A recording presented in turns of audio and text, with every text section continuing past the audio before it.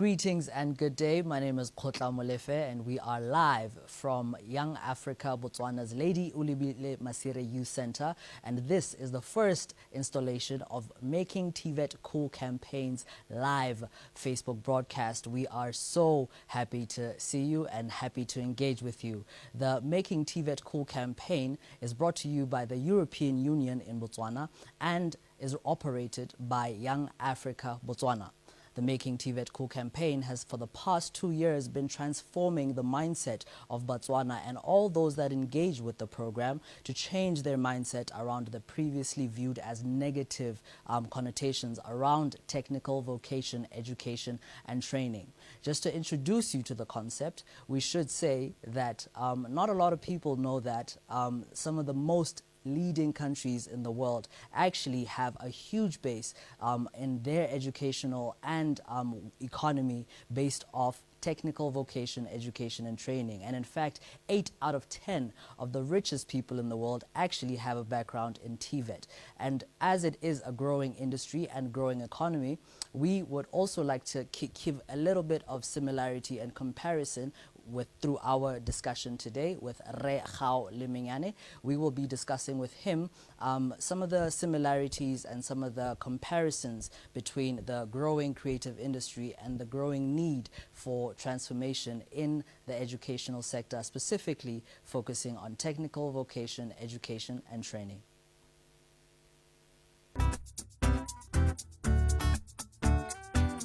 With my hands I could build a city. With my gifts I could change the world. Got my brothers, got my sisters with me. We can change the game.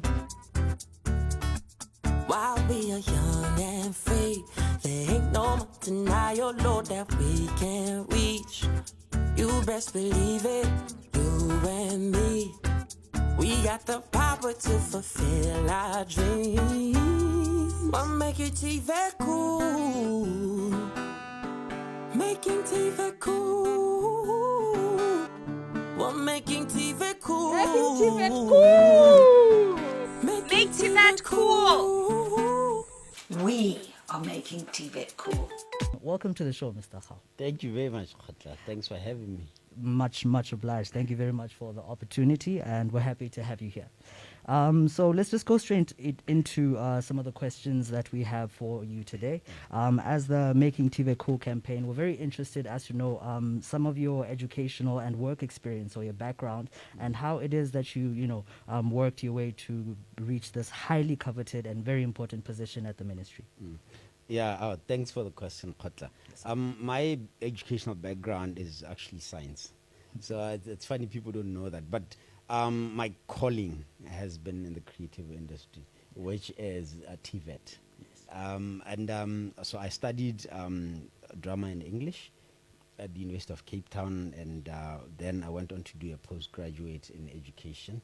So after that, I came to Botswana to teach. Then I went to teach at Maropula School, where I taught drama. While I was at Maropula, I became a director of MYSC, still at Maropula School. And I was there for about a year. Then I got another job offer in Johannesburg, where I was a lecturer and head of department at Wits University, teaching drama and education and movement. And so during that time, I realized that is really where my calling is, in the performing arts and the creative space. And for me, that has been my life, and I'm really loving what I do. I've been involved in a program called Drama for Life. So Drama for Life is a project that was started by GTZ and Wits University. So it's a program that attracted scholars from across the continent. By Longhore, some had educational credentials like university degrees, some had just work experience from working in the industry. We have a number of them. They've been theater practitioners. From 5, and from there they went into the industry. They had a full portfolio. Yeah, theating, some of them visual art. But so it accepted them into the program, so that they could go undertake this project and then go back to their countries. And so you'd find it's been about their talent, it's been about their experience. So, and in institutions like that, recognition of prior learning. So I will admit you on the basis of the portfolio of your work experience, not so much of your first degree or diploma or something like that. So that for me is a great route that says to TVET. TVET could, even if you studied TVET, you can still make your way into the sort of formal educational space. And even Botswana Qualifications Authority recognizes TVET because only on a recognition of prior learning. So you can actually enter a university without having gone through with your work experience. I understand. So that's how I see the importance of TVET. But like I said earlier, that's where employment is. That's where the jobs are. That's where the money is. That's great. And do you think that from your position that you can, work hand in hand with the developing or transforming TVET curriculum that's coming into place? Do you see opportunity for you to add some level of policy that can sort of interchange or grow along with the changing transformation of the educational system? No, absolutely. So I'm a firm believer in nurturing talent from a young age. So in a lot of cases, you'd find people who are talented in say for instance sport or creative industries, they might not be gifted academically. So they are condemned already. Yeah, no, you are useless. And I'm saying that is wrong. So the education system must make provision for talent, and that talent must just be nurtured such that it can grow at the same level of support as somebody who is academically gifted. So that by the time both are from 3 or from 5, the paths are very clear. This one is going to go into TVET and their career is going to be supported. This one is going to go on to the university, their career. So that one is fine because it's already sorted. Sure. But I think now we must be deliberate about our efforts to strengthen the development of TVET. That's great. That's great. Before we continue, we're just going to take a short message from the ambassador of the European Union, Mr. Jan Sadek. Please do enjoy the video and the message from him. We'll be right back. Hello everyone, my name is Jan Sadek and I'm the European Union Ambassador to Botswana, speaking to you from my office here in Gaborone. I want to talk to you about culture and vocational training. But firstly, let me congratulate Mr. Gao Lemmenyane on taking up his important position at the Ministry of Youth, Sports and Culture and wish him success. In the European countries, culture is significantly contributing to the growth and diversification of the economy. In 2019, culture and the cultural industries were among the leading job providers, employing more than 7.6 million people in the European Union. The cultural and creative industries are essential, and not only because they create jobs, but also because they contribute to tolerant communities and stimulate innovation, which is much needed for societies to grow and develop. Botswana has a unique culture and there is an abundance of talent among the youth. This needs to be developed, used and shared with the world. Technical and vocational education and training, TVET, can definitely be the way to achieve this because developing skills and innovation are the foundation of TVET. The European Union is proud to support the government of Botswana in implementing the TVET reforms. And in 2019, together with Young Africa Botswana, we started the Making TVET Cool campaign to raise awareness of the opportunities offered by TVET and to alter the existing negative perceptions towards it. Culture and TVET are exciting fields in Botswana, and we will be watching closely and supporting the developments in the creative industries. Good luck and stay safe. Welcome back, and I hope you enjoyed that message from the European Union's ambassador in Botswana, Mr. Jan Sadek. We have we're very appreciative of the message, and if you have anything to say, the Lemmenyane. And I'd like to thank the European Union. You know that Europe, a lot of European countries have become superpowers because of the power of TVET. Yeah. And so I think that can happen right here in Botswana. And I just would like to thank the European Union and the ambassador for the support that they've given Young Africa, Botswana, and TVET. And say, can this message just spread to our government to realize the power of TVET by learning from countries, European countries, and seeing the work that the EU is doing in Botswana.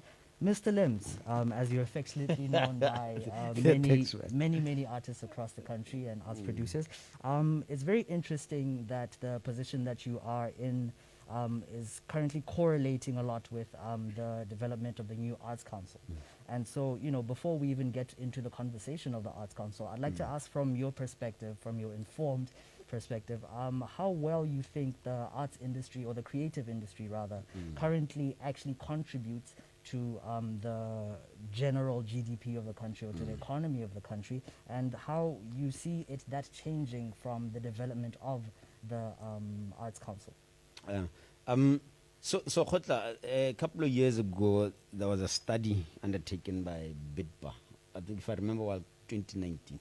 So this study indicated that the creative industry contributes about 5.6%. So in order, it's diamonds, tourism, creative sector.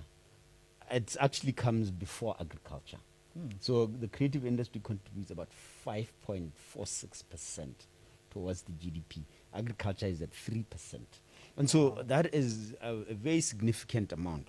And could imagine the contribution is 5.6%. When the industry is unregulated, the industry is all over the place. We need to have everybody under one roof. So there will be coordination of all these different sectors of the industry. There will be platforms where people can engage, where the Arts Council will become the implementing body, while the ministry is specifically focused on policy development. So I think that way, then you see, ministry policy, and then Arts Council is in charge of implementation of that policy. And so there's no duplication. So you'll not get a MYSC organizing events. So events will be organized by industry. So that's how you unlock the potential element industry, because now industry will be coordinated by the National Arts Council. And so things like national celebrations like independence, they will not be organized by the ministry, they'll be organized by industry. Things like Body Fashion Week, currently everything is just centered around government. So I think it's a very exciting development of the National Arts Council to regulate the industry, to clean the industry. So what I've started doing in preparation for that, I've started a conversation to strengthen associations. So what I'm doing is we had the first meeting on the 28th January, where we called all the associations in the creative industry to say we need to have a platform where we can engage. You will, as industry people, you tell government how you want government to run. The government tells you, gets ideas from you of how to implement policies that are friendly to the industry. So government creates an enabling environment for industry to function. And so what's going to happen, and it's not a secret, government is going to facilitate the setting up of associations such that we will set up offices for them. Association of fashion designers, association of visual artists, association of theater artists, association of filmmakers, all of those across the creative industry. And so what I'd like to do is to encourage everyone listening, especially the young people, to join associations, to say, find associations under which your passion, under which your craft falls, and join that association, because then there is going to be so that kind of environment where, as a member of an association, you'll be able to benefit a lot more than if you're gonna sit as an individual and think that you'll thrive. And I think this thing, Kgotla, comes from our culture. Imagine how if there's a wedding, family members contribute. Bereavement. Yes. Somebody is coming. It's that kind of cultural value that I want us to go back to. Where we will start growing together as a nation, where we will build together. So you are an actor. Somebody is a filmmaker. You want to produce a show for Now Channel. You bring your skill. He brings the equipment. You shoot together. You submit your submission is acquired by Now Channel. You get money. You decide how you split it. So those are some of the ideas that I have. And then, Lilun, I want to say this thing, individualism must just stop, because you will not grow. You will not grow. Collaborations have built industries. Collaborations have built communities. So I'd like to encourage young people, working together is a strength. So how I know in the camera, you can't struggle. Somebody else has this. You bring your skills together, you work together. But the other things is greed. Yeah, so guys would do that, and then so that thing is not helping. It's not sustainable. It catches up with you. So I'd like to say to young people, let's work together, let's collaborate, and really build the industry. The National Arts Council is coming. MYSC is committed to making things work. My appointment to this position is exciting for myself, and I think the industry should actually be ready for the moves that we're going to make. Wow. Lots of very, very, very good information for us to know. Thank you very much for that. And speaking on the note of collaboration and, coming together as communities or artists to build industry, there's many sort of queries or questions that have been brought up before regarding the sort of dispensation of resources regarding the creative industry. So as we know, most of the time there's a lot of preference, or maybe not even preference, but showcasing of certain aspects of the creative industry where some others aren't given necessarily preference or the same showcasing or highlighting. So for example, we have many musical artists. So you mean opportunities?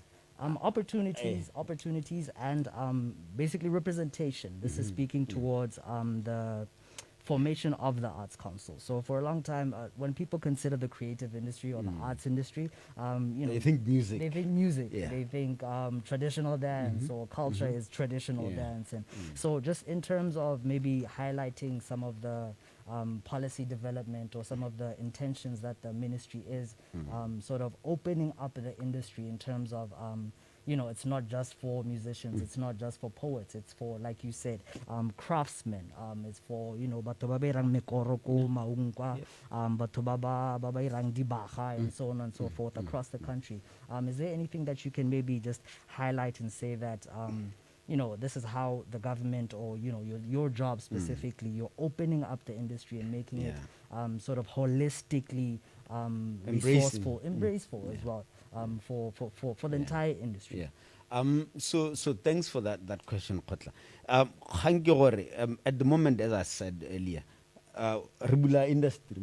We're opening the industry to every creative. So if you remember a couple of years ago in 2019, MYSC, SIPA, HRDC commissioned a study for creative industries strategy. Yes. So strategy is also a thing, and the strategy is very clear on the different aspects, the different sectors of the creative arts. As a ministry, we are going to recognize all of those sectors: fashion, theater, poetry, music, dance, association of communications agencies. So there's about 20 of the different disciplines. So if you belong to any of those, like Gibua, or if you are unsure where your skill falls, contact us. Then we can direct you to the right place. As I said, we are forming associations of all industry disciplines. To address exactly what you're asking, no, people think that music is the creative and represents the creative industry. No, visual arts, even under visual arts, photography. Yeah. There's a different element even under visual art. We're going to recognize them. So I've asked the associations, or guys, I recognize, good, we can't all bunch you together. We recognize under visual art is a very good example. Yeah. So one photography again. What others? Fine arts. There's fine art. Digital. There is So I have said to them, let's form a national association, and under which there will be affiliates of all the different disciplines of visual art. Yes. So that there is national representation, and perhaps from photography, from fine art, somebody, each of these disciplines will have representation at the national level. Yes. So that there is a representation across the country. Wow. Because then there is also a sense all of these things keep development. And that thing is ending. So what I've done is I've contacted all the district offices that MYSC across the country. So there's about 30 district offices that MYSC across the country. So I've said to them they must collect for me information, all the creative arts associations. I have not said music. In other places, only people who do beats, people baba berekanga ostrich eggshells, particular dresses, people who do baskets. So I've said they must give me that list before the 26th of February. So at least we know where everybody is across the country. So we're not leaving anyone behind. Yes. We're not leaving young people behind. We're not leaving our elderly people behind. Because some of these skills, for instance, basketry, for instance, this skill is it's known predominantly by elders. True. So now we want them to be able to pass that skill on to the young ones. So we're going to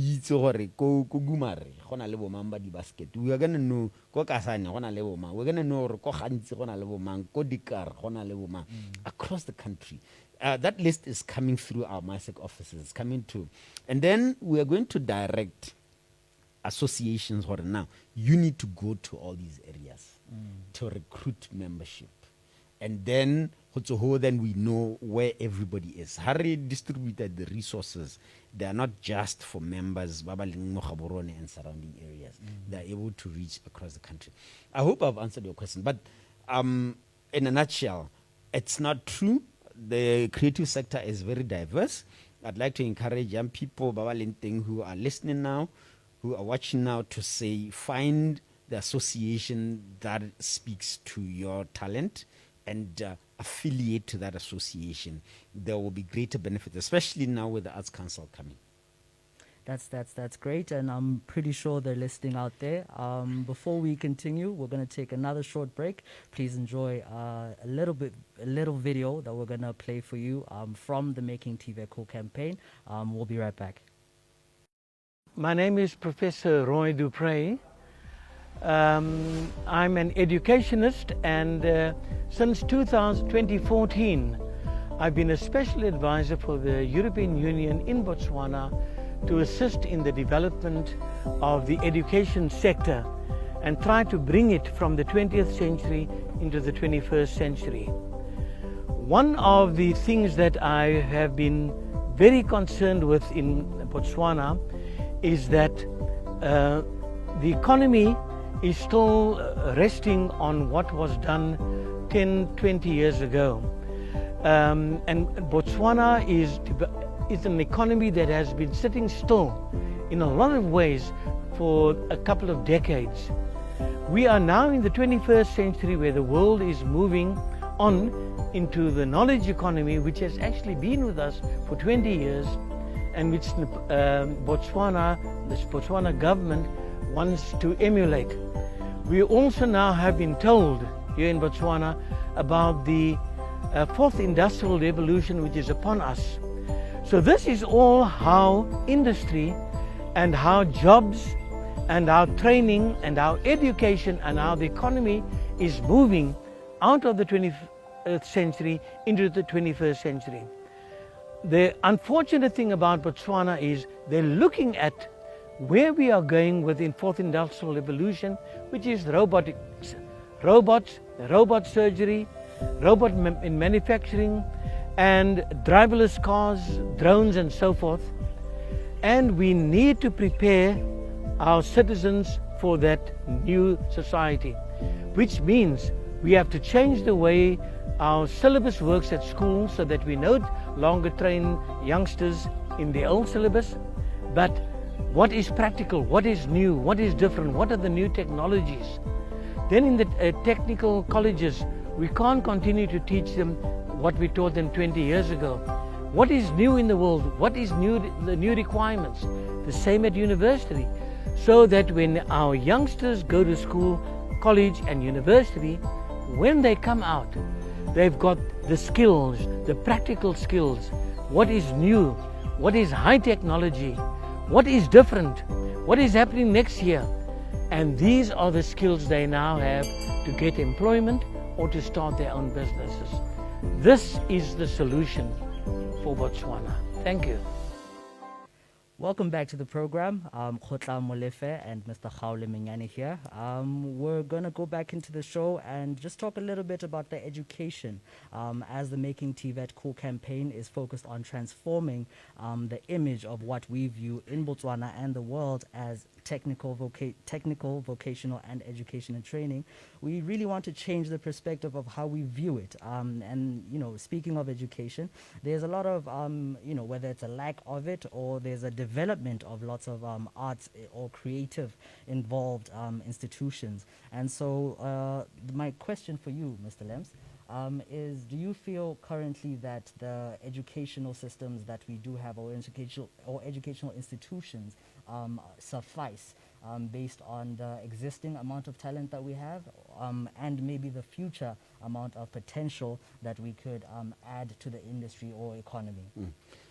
You know, what's really sad, a couple of years ago, I was looking at statistics, the TVET, enrollment in technical and vocational education training institutions in Botswana. They were at, so you'd find an institution a capacity of about 600 people had 50. So there's this negativity around Tiradiatla. Yes. I get it. So it's very sad because for me that's where the jobs are. I think that's why we have this high levels of unemployment, because everybody thinks you need to go to university to be able to make it in life. True. And I'm saying that is not true. That is a wrong perception around. And I'd like to challenge parents. I've had to mediate a lot of families something to do with the creative arts, and motsadi force in a different direction. Something I'm passionate about. But I mean, I do understand where parents are coming from, because industry there has never been a reason why parents would want to allow their children to venture into a TVET. And for me, that's unfortunate. So education system revalue white collar jobs, saying you have to go to university to study this and that. But for me, the money is worth TVET. Because that I can tell you. Because I'll tell you, somebody who does carpentry, somebody who does plumbing, somebody who performs in developed countries, right? Sorry, but the actors, performers and singers and musicians and visual artists are the most successful people in terms of wealth, in terms of money. So we just need to cultivate that. We need to shift perceptions. First of all, Second of all, let's rona re le bana as we grow up, hela re gola ra akanya gore somebody who works ka diatla tsa bone, somebody who is talented, and they may not be academically gifted, it's over ka bone. Our education system does not support talent. It's a sad reality. So there was an introduction here, course creative and performing arts. And you find that they have no clue, they have no interest in the sector itself. And so I'd like to really say that the education system must change so that we can start supporting talent. So there are institutions that you only have to start accessing that after Form 5 when you go to tertiary education. And let's So we know that people who become extremely successful, be it sport, be it the arts, but at a very young age, at 5, 6, somebody is training as a ballet dancer. At 5, 6, somebody is already starting to learn tennis, and that's what they're going to learn when they're 12. They're already a champion. So now only 12 you cannot convince about tennis or we saw class in dance. You know what I mean? You're old. Sure. You're old. My former boss, somebody at 15, as trying to go for trials, it's late, you're old. You are old. So you should have started at that age. So I'm saying the current education system needs to really shift so that mindset if you know you are a talented singer, your singing talent must be nurtured from when you start school. By availing resources and we know in countries like Germany, Japan, TVET drive the economy. Australia, True. You know what I mean? Sure. And I would like to see a higher enrollment in technical and vocational education training institutions. Yes. Because that's where the jobs are. This high level of unemployment can only be addressed. This gap, but also you find but they are not incentivized. You tell the allowance you go university or at any tertiary education, what's 1.6, 60 pool. It's sad. So that shift, that mentality must really change. These are very important points based on the similarities, I think, between the transformation of the creative industry in terms of all the developments, including your position, and the similarities between how the transformation of the education system is occurring and the transformation of the creative industry is occurring almost simultaneously. I'm saying they must happen simultaneously. Yes. Right now, the creative industry is shifting. Yes. And I would like to propose for the education system must also shift to align. So then there will be all these opportunities, but nobody is trained to take advantage of those opportunities. Then because we're still going to be stuck in the same situation. Sure. Do you understand? Sure. We don't nurture talent. There will be so many opportunities, but there will not be enough people to be able to take advantage of those opportunities. Not meaning to cut you off, do you think maybe that is an actual opportunity for possibly to create not only just employment or jobs, but to actually add to the industry or the economy, being that, like you said, there's all these policies that will be changing for the betterment of the economy and the creative industry, but yet at the same time we need quite a little bit of training to fill in these positions and so on and so forth. So do you think there's an opportunity for more arts institutions, for more Botswana to create these arts institutions or professionalize their own qualifications in a manner that can build I like the professionalization. Yes. So people seem to think, more creative sectoring, you just wake up and you're just kill it. No, it's important that you get the training. True. It's absolutely crucial that you get the training. So this thing, talent alone will not carry you. So talent, you need to invest time and money. You need to invest time. or gore talent eo e polish it. So because now the world is a global village, so obviously market wa Botswana is very small, so you can't thrive mo marketing wa Botswana hell. You need to be able to be good globally. Her product, yeah, whatever it is, whether it's your poem, whether it's a piece of artwork that you've drawn, whether it's your song, whether it's your video, when you put it out there, it must be consumed by the world. And it must be at the level the world will accept the quality. So training is absolutely important. So professionalism is very important, and that comes with how train you. How train you know how much time you need to commit to your craft. So people think you just wake up and then you go.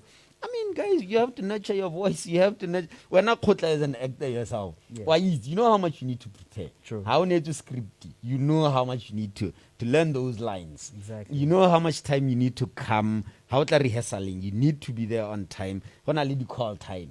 So it's such level of professionalism. Guys just arrive and people will be intoxicated. It's such things. So the point that I'm making, professionalizing the industry is paramount. People who think they can just wake up and get this thing, no, they're just wasting their time. True. And they will be just spoiling the name of the industry. Otherwise, a lot of people think they can just do as they please. That time is up. I understand. I understand. You know, this is actually quite an important point because I believe it was last year at the beginning of the first lockdown. Part of a majority of the artists that maybe did not receive the arts relief that were being handed out at the time, I think did based down on the point of professionalism. The point that, there's lots of artists and there's lots of, creators or creatives in general that don't have the necessary, it's not always a matter of qualification, but even just the paperwork skill to prove that you are who you say you are and so on and so forth. So do you think that will be sort of a trajectory that the current industry is on, being the fact that, formalizing anything and everything that has to do with our culture and policy and education? Do you think that that general line of professionalism, that line of the necessity as an artist to not only just be professional, but have all your paperwork and sort of just be formal? I think there's a certain amount of informality that has been associated. No, I mean the sector has just been random, and people have just been doing this and that as a do you understand? And that's why people have not been making money, because guys have just been thinking, so I can just go into the studio, get record. And they look at people who have become successful. They don't understand the amount of time that they have spent working on the craft. So for me, we need, as creatives, you need to see yourself as a brand. You understand? So how a brand, you need to take care of yourself. That's the business. Yes. If you are a singer, your voice is your business. So if you are going to abuse it, the drugs, then that's a problem. If you are a model, your face is your business. If you are going to be doing all these other things, they will not they won't enhance you. They will not enhance you. Then so it's not even about educational qualifications as in papers. But hella is something as basic as knowing what you need to have a bank account because you want to transact with the world. True. How's in a bank account how will you perform in another country? Exactly. Do you know what I mean? If I go to SA and I don't have a bank account, expect or I put a video on YouTube and somehow I'm able to YouTube wants to pay me. Exactly. I understand. Do you understand? So for me, it's not even about professional qualifications at school. For me, it's about you thinking beyond. If I do a gig, if I land a gig in Miami, for instance, how is my payment going to come to me? Kilimo Gabs, Kilimo GC. It's about that. My passport must be ready. I need to be able to prove that I live in Botswana. My bank account into which I have to be paid has got to be ready. So guys were failing to produce the Libo Mamba Bone never expired. Such things. Exactly. It's good on we need to just work on our mentality. Look at yourself as a brand and work on the brand, because that's your job. That's what pays your bills. The face your model, and the body your model. They need to work on that. That's why they need to work on a diet so that they maintain a particular weight. Singers, they need to take care of this valuable voice of theirs. Abaga by abuse. After all, good, you understand? Yeah, So for me, you need to invest in the craft that is you. Yes. Yes, agreed, highly agreed. Before we go into the last segment of our show, we're just going to take one last break. Please do enjoy the next video. See you soon.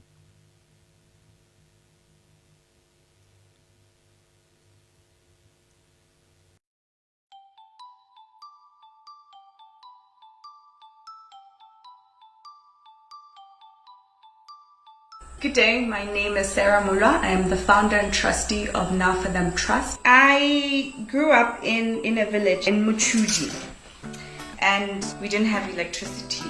So what used to happen is my older siblings used to get preference to the light because they were doing the exams. And for a long time, my schoolwork suffered a bit. And then I moved to the city, Standard 3, where there's electricity, and I really started excelling in my schoolwork. Me excelling in school. So I've always been interested in design and technology, and in Form 1 to Form 5. TVET has always been of interest, technology and building stuff. So it just prompted me to try this and try and see if I could get to use my training skills, to use electronics, to use energy, my knowledge of energy, to bring light to scholars, and that's what I did. All these trainings that we do lead us to this product which changes lives. Make TVET cool! Welcome back to the show. Kgotla Molefe and Gao Lemmenyane here. And as we continue on the show, we'd like to just ask Lemmenyane, in your position, in your highly coveted position, in your well-vast experience, what are some of the things that you are personally looking forward to in terms of changing, looking at your position and what you can actually do, maybe within next few years or the next couple of months? Maybe you can just give us a little bit of insight on what excites you particularly about the creative industry and how you intend to shape and change things. Thanks, Khot. I'm excited about this development that I spoke about earlier, strengthening association. I know that it's going to just pull the industry together. That's one. Secondly, I would like, in terms of fashion, I'd like to have, or the Fashion Association must have a fashion incubator where they can do mass production. For instance, it's pointless to have stores bringing school uniform from South Africa. These guys can produce it here, but they lack capacity, because you'd find that a number of chain stores, especially those from outside, they'll still order uniform. From outside. So I want to see that happening. Second of all, there's quite a lot that's happening in the Delta, in the Okavango Delta, our wildlife, and how it goes on the National Geographic Channel. I would like a film that is produced by local filmmakers, in collaboration with the international local filmmakers. They will go into the Delta and produce a film that will go on National Geographic Channel. I'd like to see that. And I know that it's millions. It's a lot of money. I'd like to see filmmakers more Botswana but more Netflix. I'd like to see the paintings at all these huge prestigious museums in Kobo, France. Yes. Do you understand? Yes. So I'd like to see, because those are just tangible things. I would like us to revive the set ya Maramotsu. Wow. That would be interesting. Is really, and then we need to go back and revisit the set ya Maramotsu. The world knew. I mean, there was the film. Remember, there was the TV series. Sure. There was the behind the scenes. So all of these things, there are books. They're still there. They were received by the world, and I think we could still reignite that and somehow interest the world back more Botswana. Because at that time, the spotlight was on bots. Sure. So I'd like some kind of reconstruction. That will get our people employed. I'd like tourism to now focus on getting the set, restoring it, so that people can come and see. And perhaps in where the set is, the films are going to be. So because one movie has been done there, one international blockbuster has been done there. So so those are my immediate things that I'd like. And importantly, I'd like the Arts Council to be up and running, regulating and coordinating the industry. And so the other thing, I want to see troops, Botswana, be it a traditional dance or contemporary dance. I'd like to have them, to see them employed overseas. Bereka on these cruise ships, Bereka go Disney. Those are tangible things that I'd like to see. Lots of very promising things. Lots of very. I think we all share your vision. I think we all take pride in believing in what you believe in. Those are very good things to aspire to, and I think just you mentioning such inspires us to support your vision for all of us. As the Making TVET Cool campaign, I hope those listening and watching out there take advantage of some of the opportunities that arise in some of these hopes and dreams, whether you are craftsmen willing to repair some of the sets available, whether you are a set designer just able to design something out of nowhere, or whether you are in the Delta and would like to see yourself as part of a movie one day. Please do find yourself in the opportunities, engage with not only the Making TVET Cool campaign, but also the Ministry of Youth, Empowerment, Sports and Culture Development, so that one day we can see a lot of these developments actually happen and happen as they should and appropriately so. Lemmenyane, before you go, we have a very nice and beautiful magazine here for you. It is called the Young Entrepreneurs Botswana magazine. Wow. And this special edition was specifically made for the Making TVET Cool campaign. So you can please do share the information in there with some of your delegates and staff and so on and so forth. And as well as for the viewers out there, please do check out the magazine and follow the pages of the Making TVET Cool campaign, the Ministry of Youth, Sports and Culture, and as well as Young Africa Botswana and Young Entrepreneurs Botswana magazine. For now, thank you very much, sir. What can I say? Thank you very much. Sponsored by the European Union. Yes. Oh, wow. Thank you, European Union, for the support that you've given to Young Africa Botswana. It's amazing. And I think TVET is cool. That's very great to hear. That's exactly what we've been working on for the past few years. But before we get into anything more than we've already got into, we should be giving you your time to continue doing the great work you're doing, good sir. But before, that won't be the end of the show. We will continue with DJ Olfate just after this. Please enjoy the show.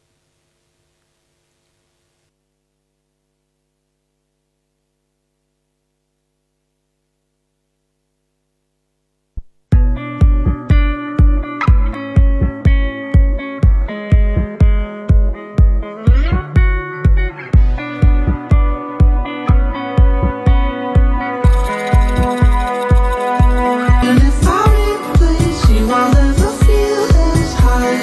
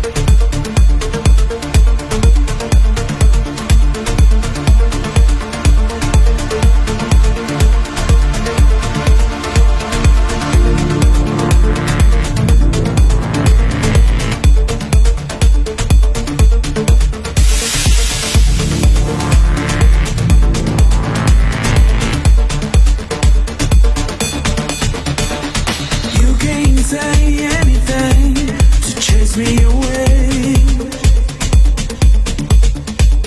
and you can't go anywhere where I won't find you. Ain't no valley too low that I wouldn't go. Ain't no mountain too high that I wouldn't climb it. 'Cause I was made to love you.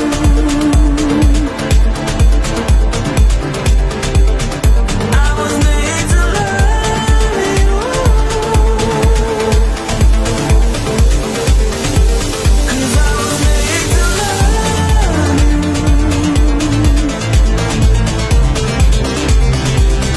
I was made to love you.